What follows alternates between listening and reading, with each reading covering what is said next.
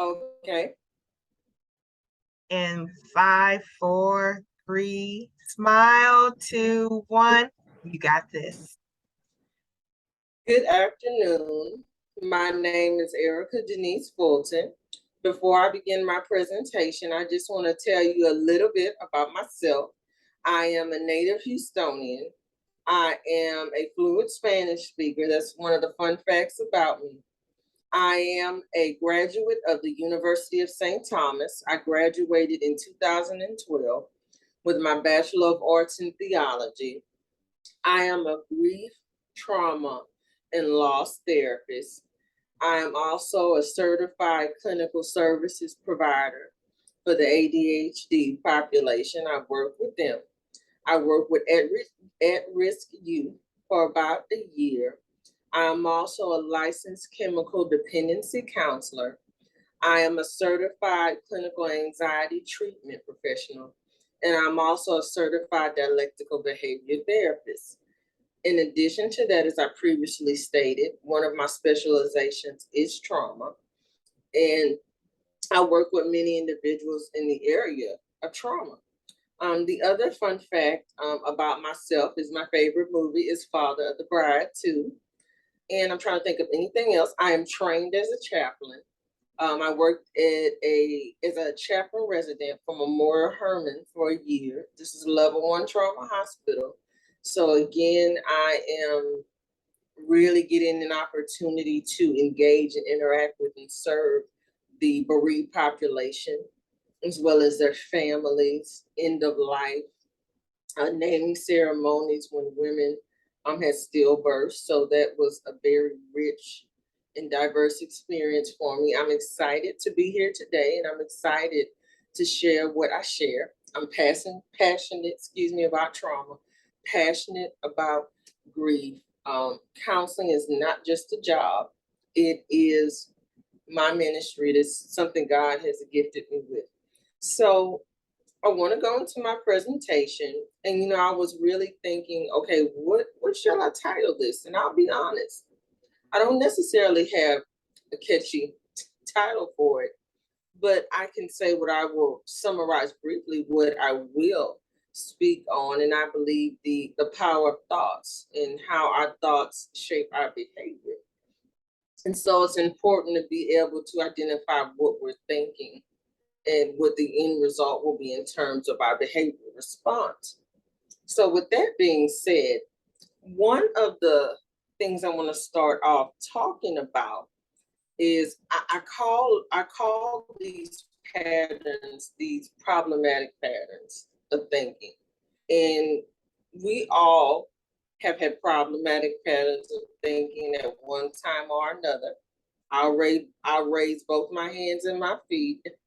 One of the problematic thinking is, I think it's so common, predicting the future among our young people in this day and age, dealing with COVID unknowns, and again, just even centering in on the problematic patterns of thinking that young people often run into, right? And so I'm going to give like a and again the disclaimer. This is aimed at some of our younger population, right? We got back to school going on, right? A new school year beginning.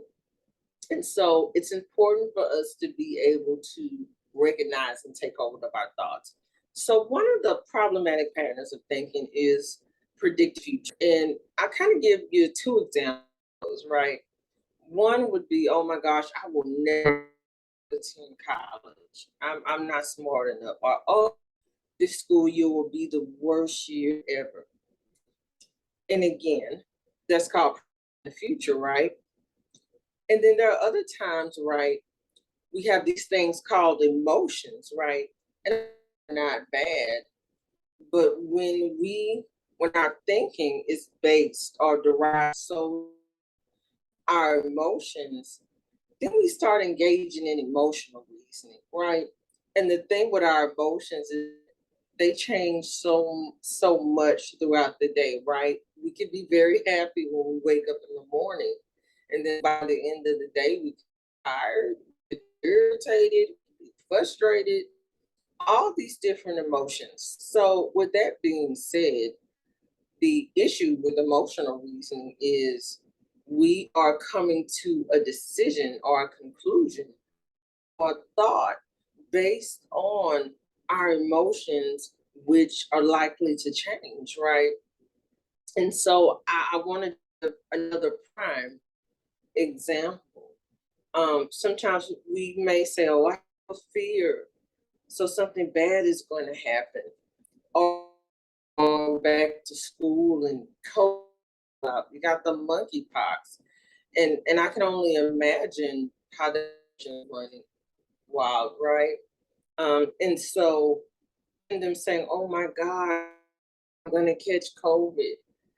And right, then there's another problematic pattern of thinking. And I must admit, this has been a point even for me as a therapist, right? And forgive me for my pronunciation, I will do my best, but we call it catastrophe. And what that means is when instead of us expecting the best outcome, we automatically we're expecting the worst. It's you could almost say there's a similarity between that and predicting the future, right? And so it would be, for example, if I'm like, oh my gosh, when I have that Spanish exam on Monday, I am just going to completely fail that test. It's just too hard. The other problematic pattern of thinking that I would like to touch on is mind reading. And this one is so common among our young people, right? Especially when they're in those developmental stages, they're learning their identity, they're learning who they are, they want to be accepted by their peers, right? And so, one example I gave, and again, it's an example, a statement. Well, she keeps staring at me, so she must be making fun of me, right? Or assuming because a person is laughing, they may be laughing at us. Or again, let's say you have a kid, it's the first day of school, right? They're nervous, they don't know anyone. And automatically, right, that anxiety just starts talking, just saying those girls, they don't like you, they've been laughing at you. Now, again, we don't have any evidence for it, right? But again, we call that mind reading. And I will be the first to say, I believe even as adults, we can be very guilty of falling into that pattern, right? So now that I've covered these problematic patterns of thinking, right, just to kind of review predicting the future, emotional reasoning, catastrophizing, and mind reading. Well, there is a fancy word for that. And we call them stuck points, right? Because they keep us stuck in a pattern of thinking that can produce some really unhealthy behaviors. For example, self-sabotaging. I'll give you a good example of that. If I'm thinking, oh, I'm worthless, right, then I'm not going to be as motivated to really put forth my best effort because I don't even see myself as worthy or as capable of being able to accomplish the task. Of risky behaviors, right? If I'm worthless, then I'm not going to be concerned about my safety, right? Substance abuse, self-harming, cutting, stuck points. Now, the thing about stuck points, right, is that they come from traumas, right? Traumas that we can experience them in our childhood, we can experience them when we're adolescents, we can experience them when we're coming into adulthood, middle adulthood. And I believe a really excellent example, we think about COVID, right? We think about these kids were out of school for 2 years. We can only imagine the things they've seen and witnessed, right? And then suddenly they're put back in the school system. and they're supposed to adapt as if COVID never happened. But the reality is COVID did happen. And so these children, they come back to school with these, I call them invisible scars, these invisible wounds from COVID. And we all felt the effects of COVID, right? And so I think COVID is a really good example of not just grief, but trauma. So I want to kind of point out some stuck points, some examples, and some examples particularly that our young people may struggle with. I'm worthless. I'm too stupid to go to college. Oh, I'm not as pretty as her. I'm not as popular as her. These are all stuck points, right? And again, I'll kind of just reiterate what I said earlier. They start to drive these behaviors that are very harmful and very unhealthy. And many times we may not know, or the child may not even really understand, okay, why am I doing what I'm doing? They just know, right? They're angry. They have all these emotions on the inside, these thoughts that they're having trouble being able to challenge and identify. So again, now that, right, we talked about the different patterns of problematic thinking, right? We have talked about how they fall under the category of stuck points, right? Talking about how stuck points develop, which is really critical, right? So I just want to take a moment to briefly talk about the relationship between our thought, our emotion, and our behavior, right? Whether we are an adult, a teenager, an adolescent, middle adulthood. So thoughts produce emotions, right? And so our emotions show up in behaviors. Our emotion is going to inform our behavioral response, right? And earlier, right, going back to those problematic patterns of thinking, specifically predicting the future.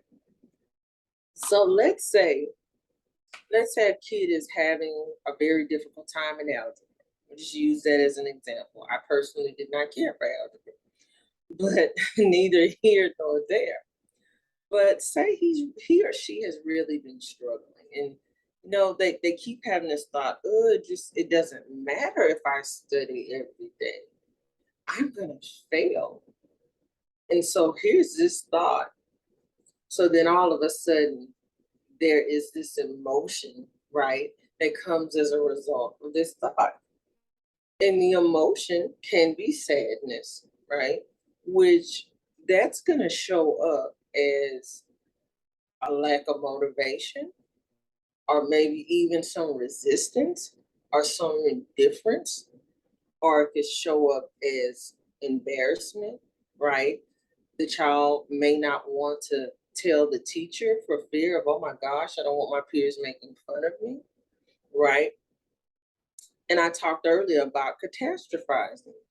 And again, this particular problematic pattern of thinking, right? It can produce dread, it can produce sadness, a sense of helplessness. So then that shows up in maybe cutting class, not doing homework, acting out behaviors, right? And so I think it's very important to understand our thoughts, right? How they produce certain emotions, and then how our emotions show up in our behavioral responses, right? I always like to use this with all of my clients, especially with my young people, if I sit there and someone says, "Are you angry, Miss Fulton?" And I go, "No, I'm not angry. I'm telling you I'm not, right? But it's not lining up with my behavioral response. It's not lining up with my tone. So I'm trying to hide it, but I'm really not being successful at it, right?" And so now that we talked about that relationship, right?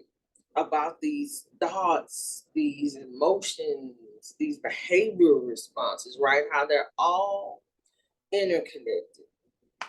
Now I want to talk about, okay, how do we form healthy habits to help us be able to acknowledge and deal with these problematic patterns of thinking that we struggle with sometimes due to, right, stressors or traumatic events that are just beyond our control, right? One of the things, affirmations. To affirm means to speak well of ourselves, right? Let me clarify. It doesn't mean that we're arrogant, right? Doesn't mean we think we're better than the next person. It means we have a healthy, excuse me, we view ourselves in a healthy way, excuse me, and therefore we know how to respect ourselves and therefore respect others. So let me give you an example of some affirmations. I'm strong. I'm beautiful. I'm capable. I am worthy of love. The other thing is challenging our thoughts, right?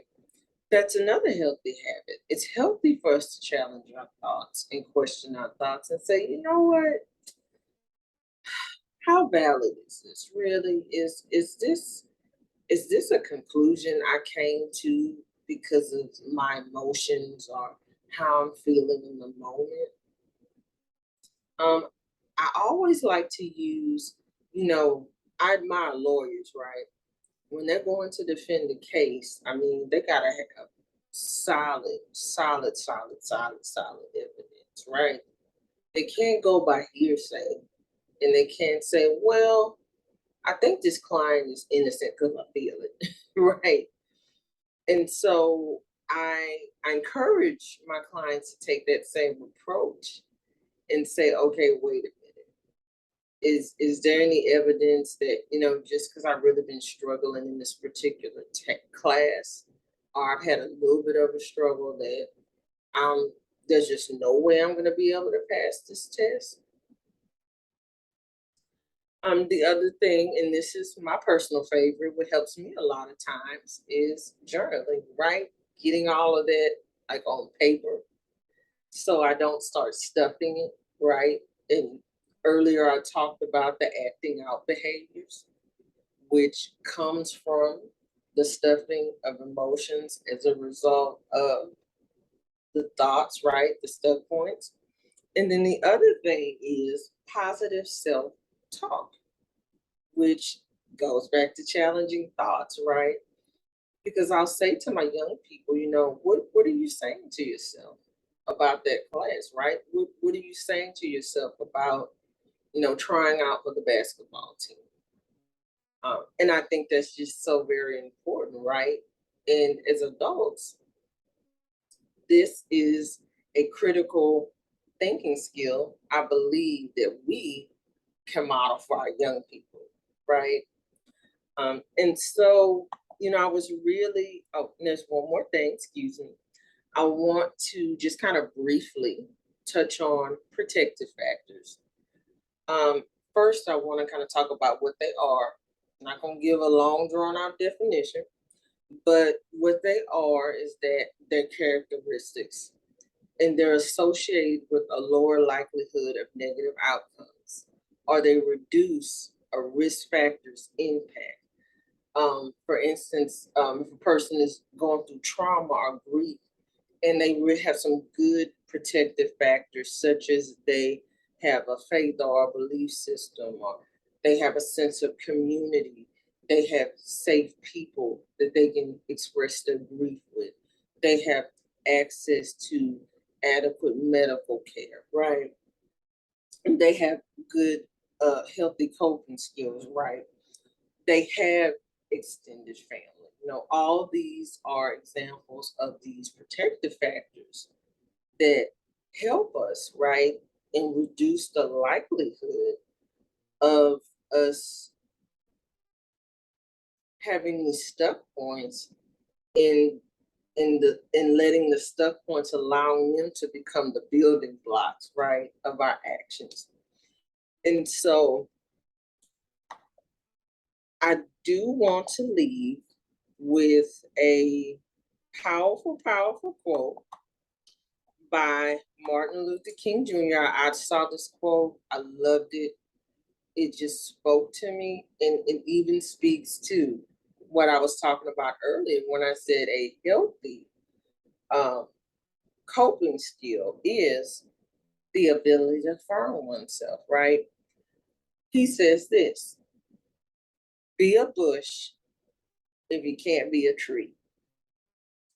If you can't be a highway, just be a trail. If you can't be a sun, be a star.